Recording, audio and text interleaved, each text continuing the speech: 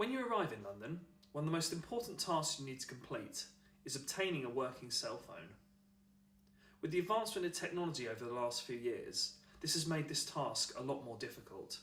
However, we've got some handy advice for you to make it easier. Golden rule. At all times. It is a strict IES policy that you have a working cell phone for the duration of your stay here in London. That means you must have a phone that is able to accept text messages and phone calls from British numbers. This is an essential part of the IES emergency protocol. You must have a phone charged, switched on and with you at all times. Option 1. US phone, US number. International plan. Before you depart for London, you can speak to your cell phone provider about setting up an international plan. If you are only staying in London for a few weeks, this can be extremely advantageous, as you can set up the plan from home and then won't have to worry about changing your number once you arrive. High cost.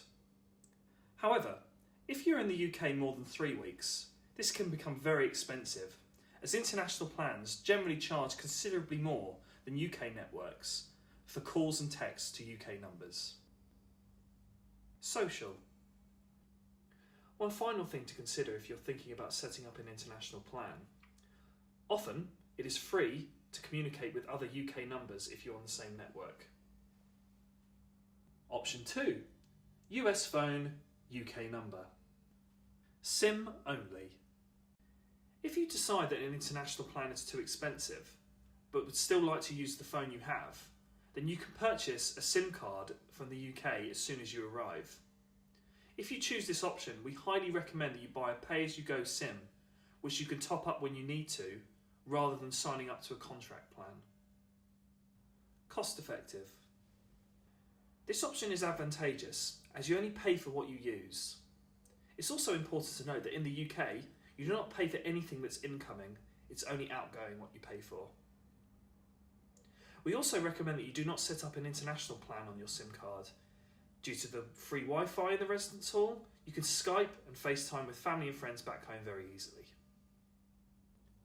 Unlock. There is one key task you need to complete before deciding whether to buy a UK SIM card. You need to see if your phone is unlocked and able to take a UK SIM card. If you have any doubts about this, go to a US phone store and try a new SIM card before you bring it over.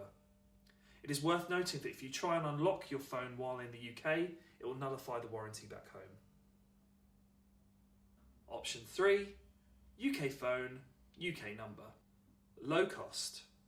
Finally, the most reliable option we recommend to our students is to buy a cheap, pay-as-you-go phone from a local phone store.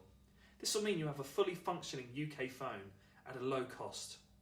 Usually, this will only set you back around £15 to £20 with credit included.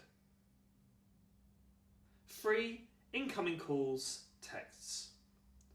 Like the SIM-only option, you will only be charged for outgoing calls and text messages. This means you will only pay for what you use, and there's no need to sign into a long contract. Basic and practical. The phones are very basic, however, they do have a really long battery life and are extremely robust, and they're also not costly to replace if they're lost or stolen. Remember, if you need to speak to friends and family back home, you can use your free Wi-Fi in the residence hall. For whatever option you decide, we highly suggest you do your research. Have a look on the internet, speak to your cell phone provider, or go test your phone before you leave.